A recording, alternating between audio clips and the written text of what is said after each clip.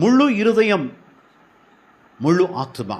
எங்கே அப்படி உண்டாகும் என்றால், எது நமக்கு ரொம்ப பிரியமோ அதில் நம்முடைய முழு இருதயமும் நம்முடைய முழு ஆத்துமா என்பது உணர்வுகள், சந்தோஷமான காரியங்கள் அதில் இன்வால்வ் ஆகும். எது பிடிக்கலையோ அதில் நம்ம முழு இருதயத்தோடு என்ன செய்ய மாட்டோம். முழு ஆத்துமா அதில் என்ன செய்யாது, ஈடுபடாது. வேதத்தில் ஆண்டவர் பல இடங்களில் முழு இருதயத்தோடும் முழு ஆத்துமாவோடும் என்னென்ன செய்ய வேண்டும் என்று எழுதி வைத்திருக்கிறார். இந்த இடத்துல நான் வாசித்தது போல, தங்கள் முழு இருதயத்தோடும் தங்கள் முழு ஆத்துமாவோடும் எனக்கு முன்பாக உண்மையாய் நடக்கும்படிக்கு தங்கள் வழியை காத்து கொண்டாள் என்று சொல்லப்படுகிறது.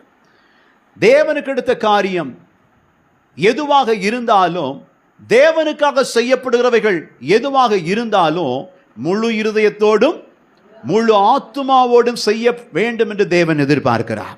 அரைகுறையாய் அல்ல. உலகத்தில் சில காரியங்கள் பிடித்திருக்கும், பிடிக்காமல் இருக்கும்.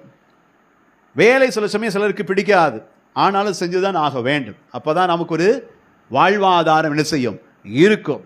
ஆனால் பிடித்த வேலைன்னா விழுந்து விழுந்து செய்வோம்.